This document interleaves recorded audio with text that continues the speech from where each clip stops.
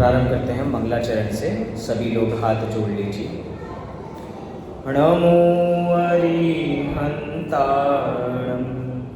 नमो सिद्धाणं, नमो आयर्याय, नमो वज्रायाणं, नमो लोहे सव्यसाहूणं। मंगलं भगवान् वीरो, मंगलं गौतमो गणी, मंगलं कुन्दकुन्दात्यो, जैन धर्मोऽस्तु मंगलम्। सर्वमङ्गलमाङ्गल्यं सर्वकल्याणकारकं, प्रधानां सर्वधर्माणां जैनं जयतु शासनं, जैनं जयतु शासनं। जैनम जयतु शासनम। जैन धर्म सदा काल के लिए जयवंत बना रहे, ऐसी हमारी मंगल भावना है। लगभग 3 साल पहले या 4 साल पहले हम उधर थे। लगभग 4 साल पहले हम उधर थे। अब 4 साल पहले उधर शिफ्ट हुए थे, 4 साल बाद अब दोबारा वहीं पे वापसी शिफ्ट हो गए। परमानेंट स्वाध्याय हमारा यहीं चला करेगा। हम विषय अपना ले रहे थे मोक्ष मार्ग प्रकाशक से। मैं उसी विषय को आगे कंटिन्यू करता हूँ। आचार्य कल पंडित टोडरमल जी द्वारा विरचित, इको कर रहेगा, आचार्य कल पंडित टोडरमल जी द्वारा विरचित मोक्ष मार्ग प्रकाशक ग्रंथ पंडित जी की अपूर्ण कृति, लेकिन अपूर्ण कृति होते हुए भी एक अपूर्व कृति, जिसके अंदर पंडित जी ने मिथ्यात्व पे 2 गुनी ताकत से वार किया। किसी भी तरीके से हमारा मिथ्यात्व कैसे दूर हो सकता है, जो कि बढ़ गया, गूंज रहा है। मिथ्यात्व जो कि उल्टी मान्यता है, और वो उल्टी मान्यता जो हमारी जानी चाहिए, मतलब वस्तु का जो स्वरूप है उसको वैसा न स्वीकार करके अन्यथा स्वीकार करना, यही मिथ्यात्व है। अब हम चीनी को चीनी ना कहकर नमक कहें तो नहीं चल सकता। चीनी चीनी ही है और नमक नमक ही है। तो चीनी और नमक में तो भेद विज्ञान कर लेते हैं हम, लेकिन नमक और बूरे में भेद विज्ञान करने की बात आए तब डगमगा जाते। क्योंकि वहाँ पे हम रेखा नहीं खींच पाते। क्यों? क्योंकि दोनों का अभेद करने का क्राइटेरिया बड़ा मुश्किल है, क्योंकि दोनों ही सफ़ेद हैं, दिखते दूर से एक जैसे ही हैं। अब दिक्कत यही जा रही है कि आत्मा और शरीर दूर से एक ही नज़र आ रहे हैं। जब एक ही नज़र आ रहे हैं तो उनमें रेखा खींचना बहुत मुश्किल हो रहा है कि हम शरीर को अलग कैसे कहें और आत्मा को अलग कैसे कहें। मैंने हाथ उठाया तो आत्मा के प्रदेश भी उठ गए, मेरा हाथ भी उठ गया। मैंने बोला तो आत्मा के प्रदेश भी कंपायमान हुए, आवाज़ भी आ गई। इसका मतलब दोनों की क्रिया, मतलब आत्मा की क्रिया और शरीर की क्रिया दोनों एक में हैं, एक जैसी लग रही हैं, लेकिन एक जैसी लग रही हैं, एक जैसी है नहीं। बस वो भेद विज्ञान दूर से देखने पे तो एक जैसा लग रहा है, भेद नहीं नज़र आ रहा। नमक और बूरा में कोई भेद नज़र नहीं आ रहा, लेकिन जब उसका स्वाद चखेंगे तब दोनों में भेद नज़र आएगा। दिक्कत ये है कि अनादि से हमें शरीर का स्वाद चख चुके, लेकिन हम उन लोगों की तरह हैं जिनके कान पे जूं नहीं रहती, जो आँखों पे पट्टी बांध के काम करते हैं कि हमें भेद विज्ञान करना ही नहीं है, हम सब कुछ सारी बातें यहीं से सीख के जाएंगे। मंदिर जी का बड़ा अच्छा कॉन्सेप्ट है। मुझे मंदिर जी का ना वो पहले नियमावली लगी थी, अब भी शायद लग जाएगी। मंदिर जी में नियमावली पहले ही थी कि हम जब मंदिर में प्रवेश करते हैं तो 3 शब्द बोलते हैं, निस्सही निस्सही निस्सही। क्या अर्थ होता है इनका? सभी सांसारिक कार्यों का निषेध। इसका मतलब संसार की सारी बातें हमने दूर कर दी। और हमने ये भी सुना है कि भैया मंदिर की कोई चीज़ हमें लेके नहीं जानी चाहिए। अगर मंदिर की चौकी है, मंदिर के कोई सामान है, हम अपने घर रख लें, अपने घर का उपयोग करें तो सही चलेगा? नहीं। तो उसका किसका दोष लगता है? उसके अंदर निर्माल्य का दोष लगता है कि हमें मंदिर की कोई वस्तुओं का इस्तेमाल नहीं करना। ऐसे हम बड़े सच्चे हैं इन चीज़ों पे। हम मंदिर की कोई भी अच्छी बात, स्वाध्याय की बात भी ग्रहण नहीं करते हैं। हम कहते हैं मंदिर की बात है, मंदिर में ही रहेगी, चौखट पार करते ही मैं अपने काम में, मंदिर की बात, मंदिर के काम में मुझे ये ग्रहण नहीं करनी। वो पल्ला झाड़ना होता है ना, हमने ऐसे पूरा पल्ला झाड़ दिया कि मुझे कुछ नया ग्रहण यहाँ से नहीं करना। निर्माल्य का दोष थोड़ी लगाना है, मुझे लगाना है किसी को निर्माल्य का दोष? किसी को नहीं लगाना, तो कोई भी लेके जाता ही नहीं है सारी बातें। चलिए, हमें आचार्य कल पंडित टोडरमल जी उसके बावजूद भी वस्तु का स्वरूप समझाने के लिए डटे हुए हैं। हमारा उस मंदिर जी में विषय चल रहा था 7 तत्व का अन्यथा रूप। हाँ, तो वो तो व्यंग्य बोला ना मैंने, वो व्यंग्य तो बोला मैंने, व्यंग्य में अंदर बात पूरी कर दी। अब जब नया विषय प्रारंभ करेंगे तब उसी से नया करेंगे। अभी ग्रंथ नहीं है, इसलिए मैं ही सारे विषय को पढ़ता हूँ। 7 तत्व का अन्यथा रूप। हमें 7 तत्वों के नाम पता है: जीव, अजीव, आश्रव, बंध, संवर, निर्जरा, मोक्ष। इन 7 तत्वों को 2 में क्लासिफाई करें तो हम कह सकते हैं कि एक द्रव्य है और एक पर्याय है। 2 तत्व द्रव्य हैं, जीव और अजीव। आश्रव, बंध, संवर, निर्जरा, मोक्ष इन्हीं की पर्याय। इसका मतलब वस्तु का स्वरूप मात्र द्रव्य और पर्याय के अंदर ही है। गुण कहाँ चला गया? अरे वो गुणों के समूह को ही द्रव्य कहते हैं, इसीलिए मात्र हम 2 वस्तुओं को ले रहे हैं, एक द्रव्य और एक पर्याय। बस इनका स्वरूप समझना है हमें। और द्रव्य कितने होते हैं? जाति अपेक्षा से 6। इसका मतलब वस्तु के स्वरूप को समझने के लिए बस 6 चीज़ें हमें समझनी है। इसका मतलब 7 तत्व समझने हैं, 6 द्रव्य समझने हैं, द्रव्य पर्याय समझनी है। और इन सबको अगर हम अच्छी तरह समझ लेंगे तो क्या हो जाएगा? हमें सम्यक दर्शन हो जाएगा। लेकिन इतना आसान सम्यक दर्शन नहीं है। आज मैं थोड़ा सम्यक दर्शन को कठिन बनाऊंगा। वैसे हमने बहुत बार सुना होगा सम्यक दर्शन बहुत आसान है, आसानी से हो जाता है, चाय बनाने से सरल है। लेकिन आज मैं इसका दूसरा पक्ष लूँगा कि सम्यक दर्शन प्राप्त करना कितना कठिन है कि आज तक अनादि से हमें उसकी प्राप्ति नहीं हो पाई।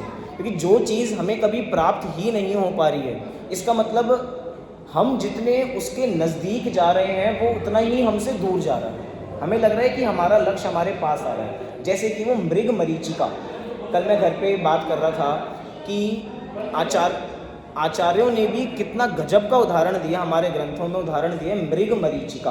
किसी को पता है मृग मरीचिका क्या उदाहरण है? रेगिस्तान में कौन है? हिरण। अब मैं थोड़ा उदाहरण में ही सोच रहा हूँ, रेगिस्तान का जानवर हिरण तो नहीं है, ऊंट है वहाँ पर तो, लेकिन आचार्यों ने उसके बावजूद भी रेगिस्तान में जानवर क्या दिखाया? हिरण। हिरण का रेगिस्तान में कोई काम नहीं। ऐसे ही संसार में हमारा कोई काम नहीं, तो भी ढूंढ कहाँ रहे हैं हम? ऊंट का उदाहरण क्यों नहीं दिया? क्योंकि ऊंट को पानी की जरूरत नहीं है रेगिस्तान में। क्योंकि ऊंट एक ऐसा जानवर है जो लंबे समय तक भी बिना पानी के रह सकता है।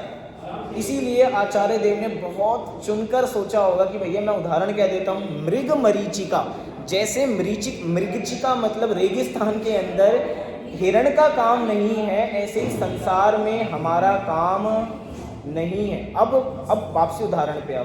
हिरण कितनी ही कोशिश करे उसको पानी मिलेगा, उसको पानी मिले। उसका उदाहरण ही ये है कि वो जितना तलाशेगा पानी और नज़र आएगा, जितना तलाशेगा उतना पानी और नज़र आएगा, लेकिन जितना आगे बढ़ता जाएगा पानी मिलने वाला नहीं है।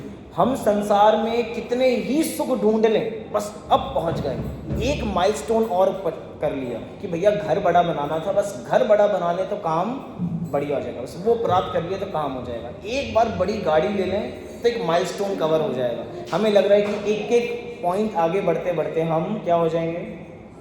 सुखी हो जाएंगे। लेकिन वो मृग मरीचिका जैसा है, जैसे मृग का रेगिस्तान में कोई काम नहीं है, ऐसे ही हमारा इस भगवान आत्मा का भी संसार में कोई काम नहीं है।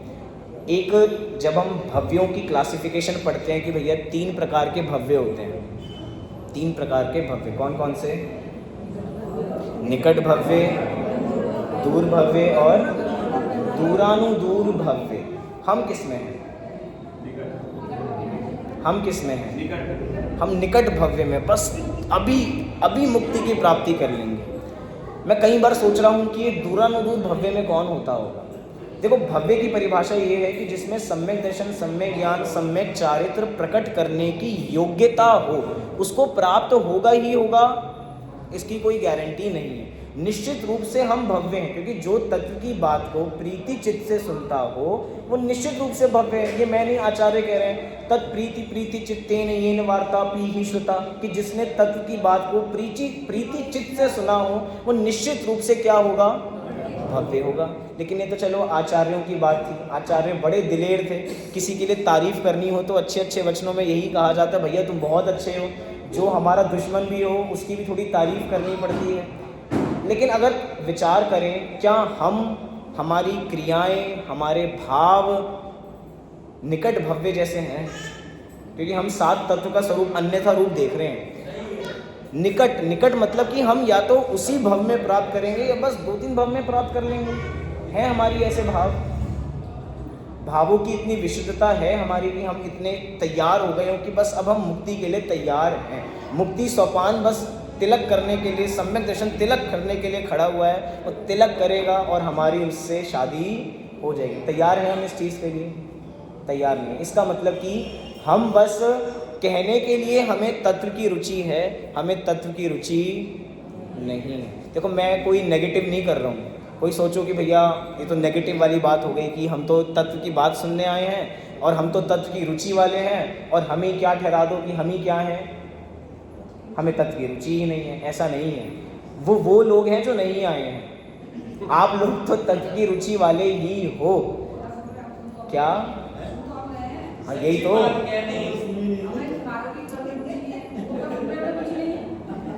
अब देखो, मुझे तो कहना है ना, मुझे तो बताना है। दिल्ली में बैठ के दिल्ली दूर है। देखिए, इसीलिए जब तक हम वस्तु के स्वरूप को बारीकी से नहीं जानेंगे तब तक उस मृग मरीचिका जैसे ही होगा कि बस अब मोक्ष मिलेगा, अब मोक्ष मिलेगा, लेकिन मोक्ष मिलेगा नहीं। ये बड़ा सोचा मैंने, मृग मरीचिका, कितना गजब का उदाहरण दिया। मृग का रेगिस्तान में कोई काम नहीं है, लेकिन तब भी ऊँट का देते तो समझ में आता, मृग का उदाहरण दे दिया। चलिए वापसी विषय पर आते हैं।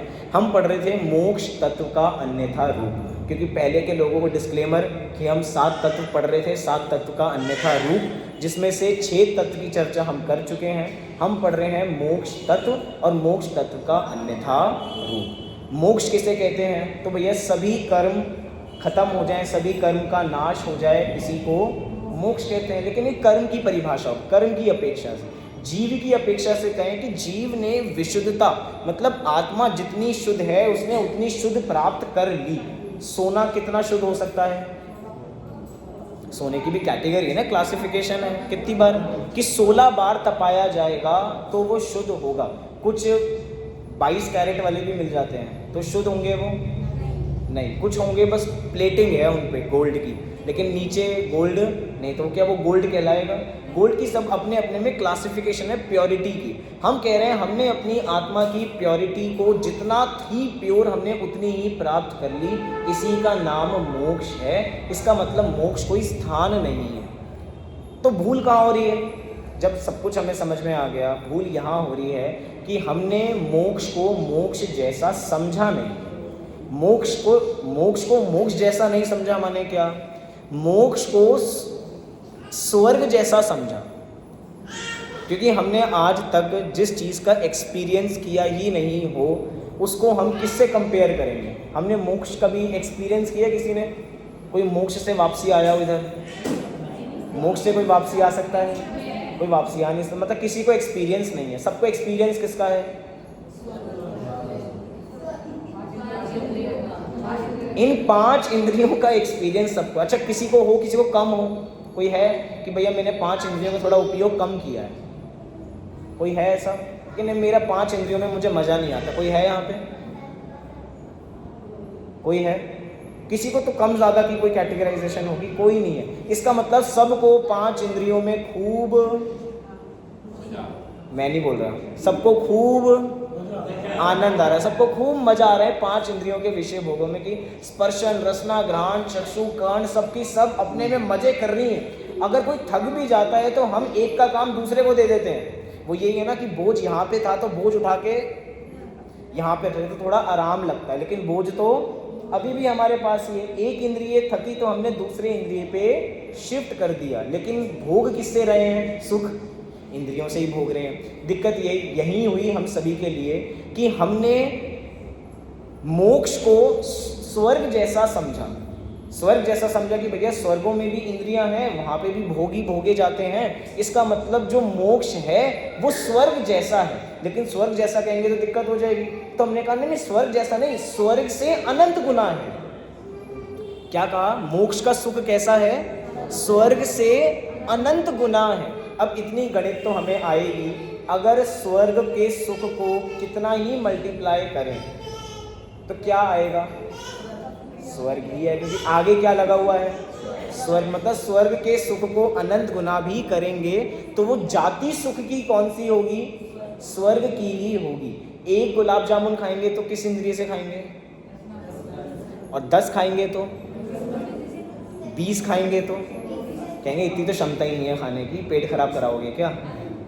लेकिन तब भी मान लो 1 खाया, 2 खाए, 3 खाए, वो स्तोत्र क्या है? वो साधन क्या है? साधन वो इंद्रिय ही है। आज आप मुझे देख पा रहे हैं? हाँ जी कि ना जी? किससे देख रहे हैं? घर पे जाओगे, घर पे भी कुछ ना कुछ टीवी देखोगे, कुछ ना कुछ देखोगे, किससे देखोगे?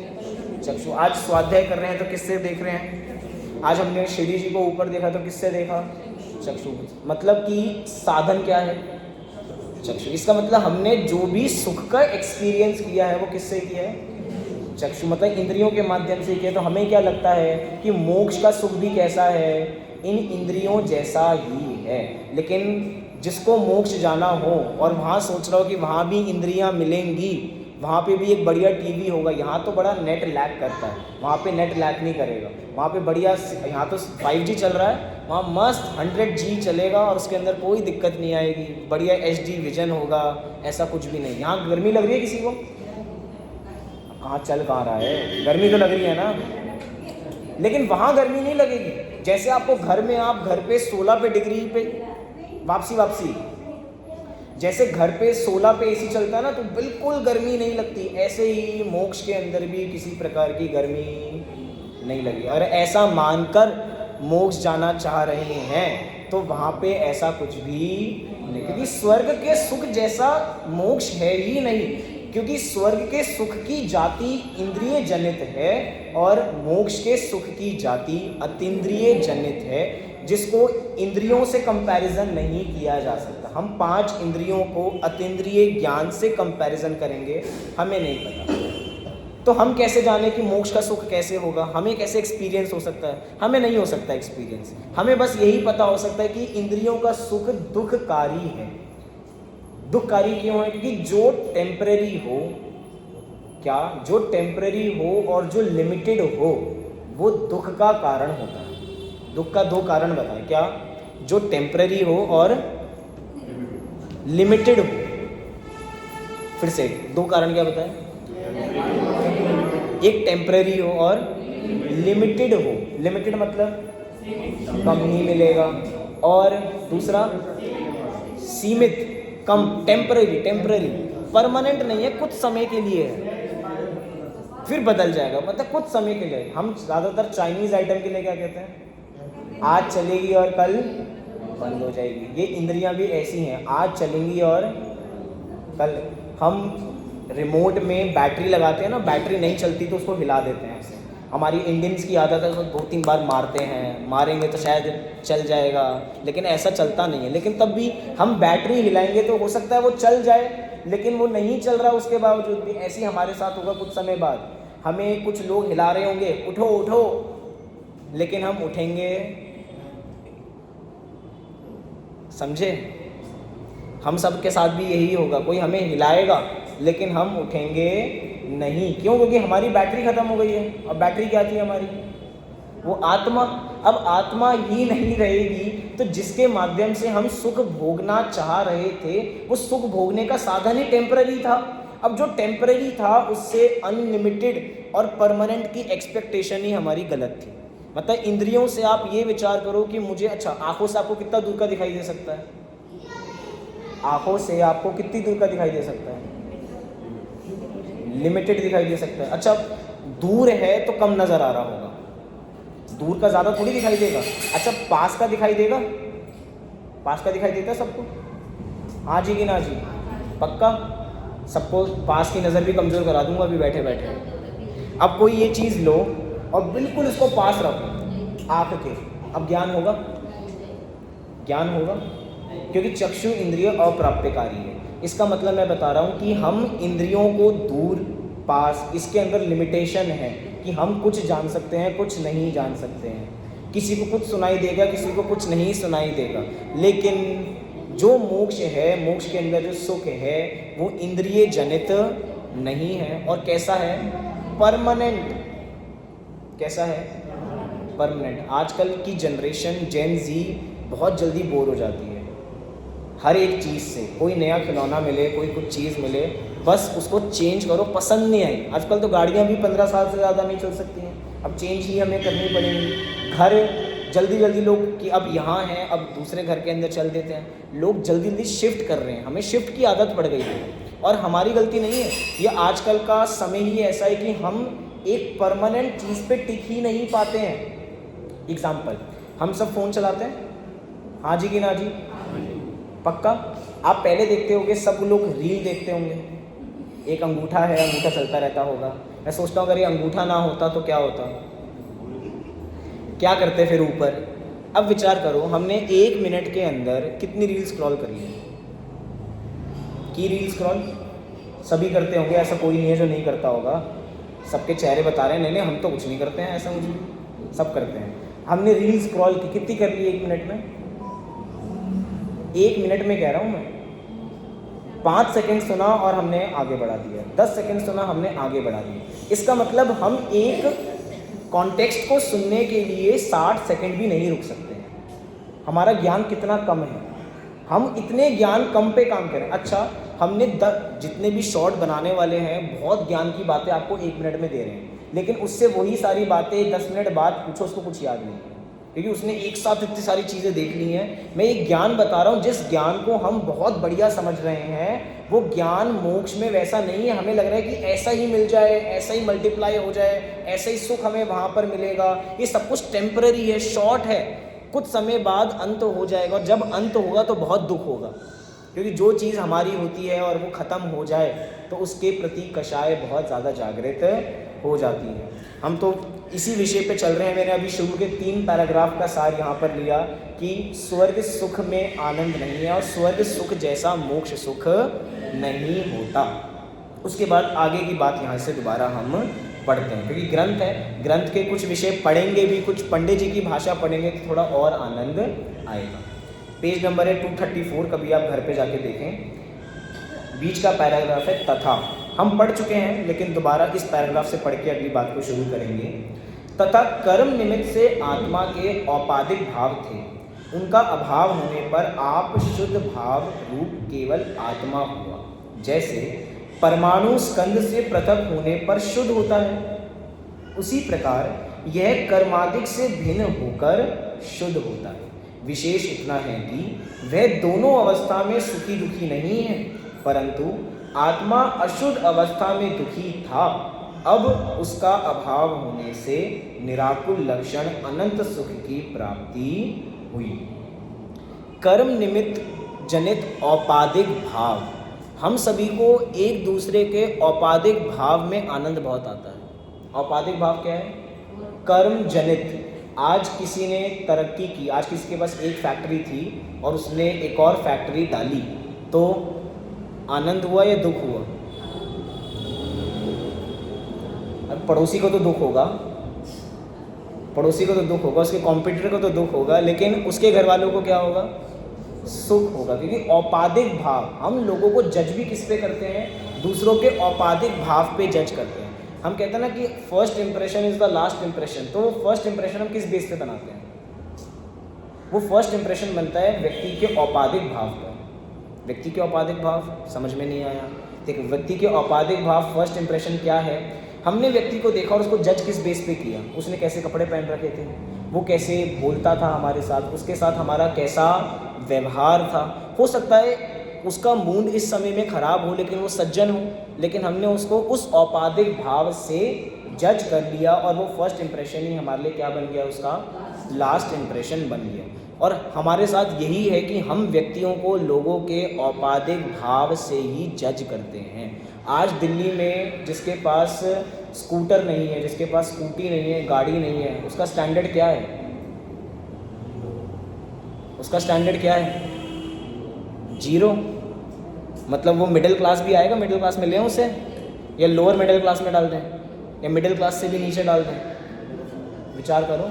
जिसके पास गाड़ी है, जिसके पास गाड़ी में भी कैटेगरी की 20-25 लाख वाली, 50 लाख वाली, जिसके पास घर भी अपना हो, जड़ समेत हो, 2 BHK 3 BHK पूरा पेंट हाउस ही अपना हो, एग्जाम्पल दे रहा हूँ मैं। इसका मतलब हम जज किसके बेस पे कर रहे हैं लोगों को?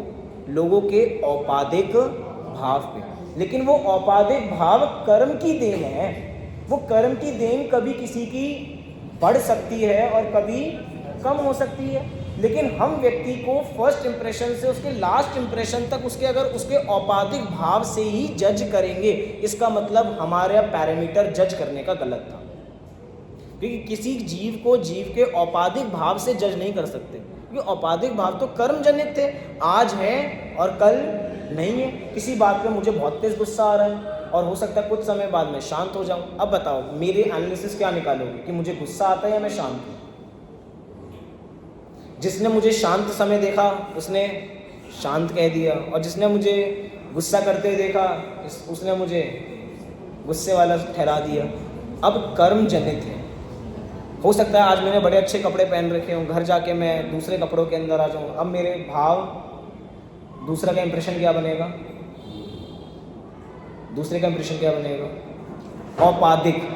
ये तो हुई चलो दूसरे की बात, क्योंकि हमें दूसरों की बात क्या करनी है कि दूसरे हमें हमारे बारे में क्या सोचते हैं, हमें क्या मतलब।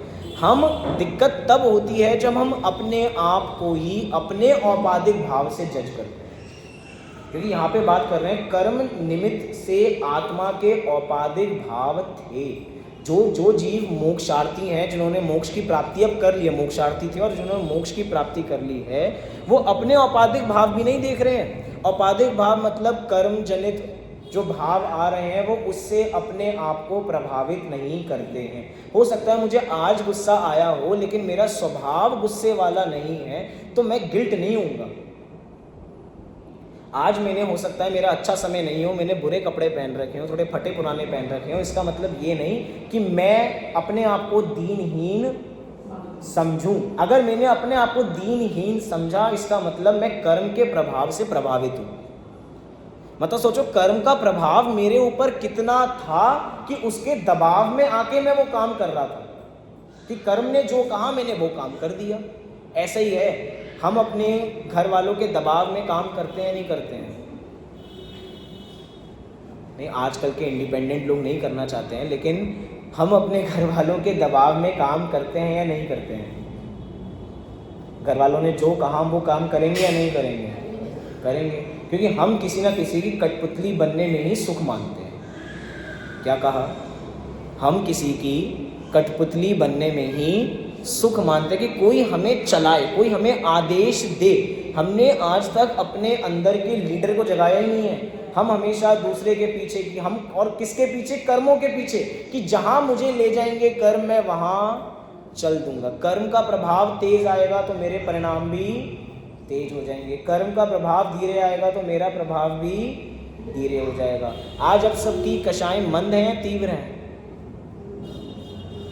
आज आप सबकी कषाएं तीव्र हैं या मंद हैं? आज से मतलब अभी की बात कर रहा हूँ, मंद हैं। तो इसमें किसकी देन है?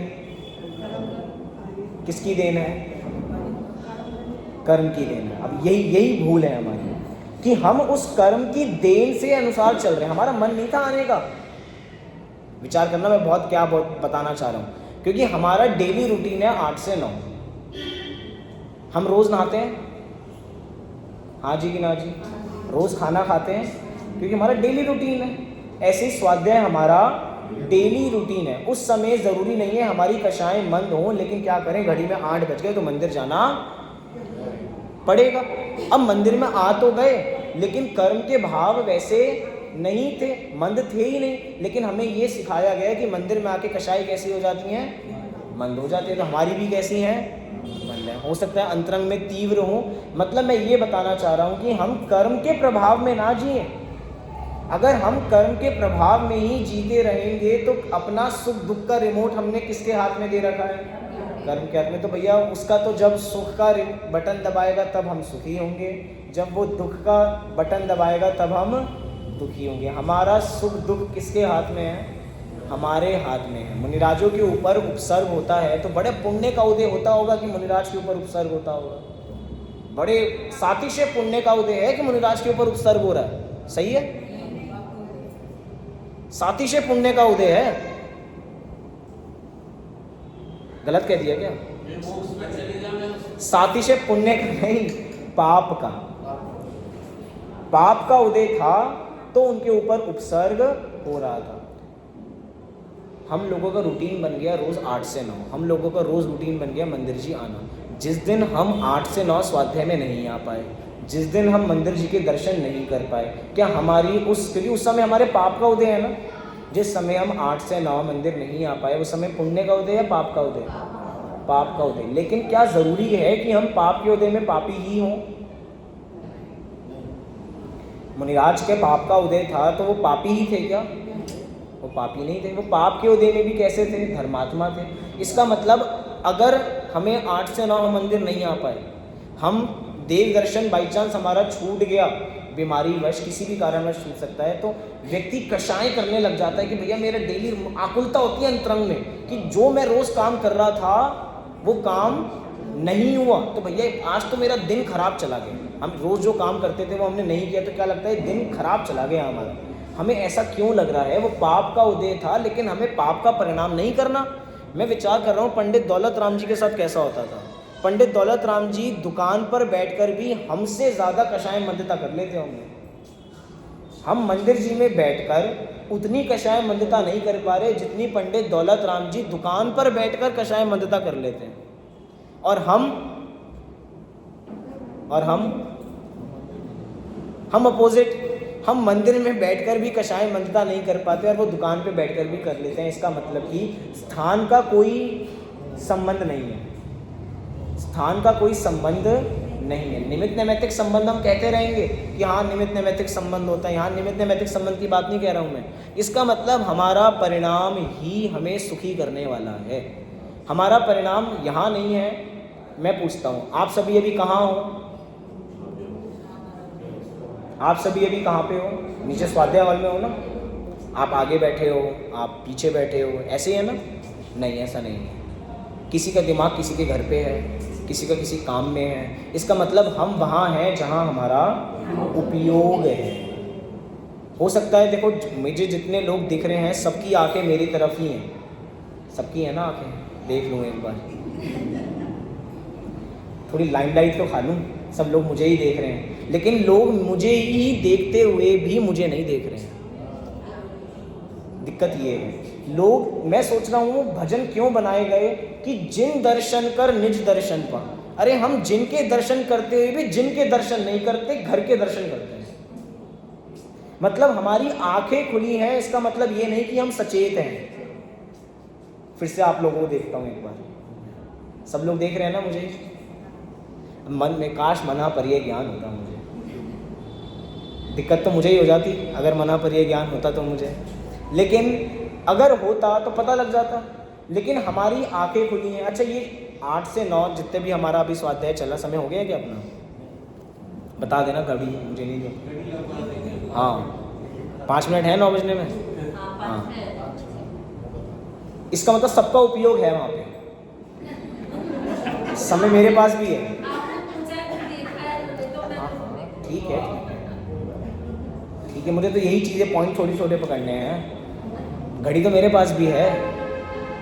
मतलब मैं ये बात बताना चाह रहा हूँ, हम वहाँ जहाँ हमारा उपयोग, आप सबका उपयोग यही है निश्चित रूप से। मैं तो उन लोगों के लिए कह रहा हूँ जो यहाँ नहीं आए। आप लोगों का तो उपयोग यही है कि आप लोग मुझे देख रहे हैं तो मेरी तरफ ही होगा उपयोग। आप लोग सुन रहे हैं तो मुझे ही सुन रहे होंगे बराबर, मतलब जिनवाणी को ही सुन रहे होंगे। आप लोगों की बात नहीं है ये उन लोगों की बात है जो नहीं आए। और ये व्यंग था, ये व्यंग था, क्योंकि बाकी जो सुन ही नहीं रहे हैं तो उनका हम क्या कर सकते हैं? जो हम सुन रहे हैं हम उनकी बात कर रहे हैं। इसका मतलब हमें अपना उपयोग वहाँ रखना है जहाँ हम होंगे वहाँ हमारा उपयोग होगा। फिर से हम सभी का उपयोग यहाँ है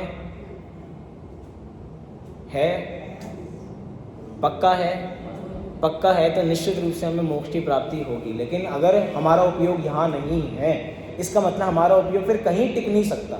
सोचो, मंदिर को सर्वोत्कृष्ट निमित्त कहा सम्यक दर्शन की प्राप्ति में, जिसको वो सर्वोत्कृष्ट निमित्त भी मिल जाए तो भी वो सम्यक दर्शन की प्राप्ति ना करे तो उससे बड़ा अभागा कोई नहीं होगा। मतलब शांति जहाँ पर हो वहाँ पर भी अशांत हो।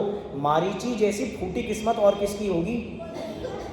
मारीची खुद की फूटी किस्मत देखो, घर के अंदर मंदिर, मतलब घर ही उसका मंदिर है एक तरीके से। उनके दादाजी, उनके पिताजी, उनके सारे के सारे भाई, उनका पूरा खानदान भगवान, पूरा का पूरा खानदान भगवान। उसके बावजूद भी कैसे थे वो?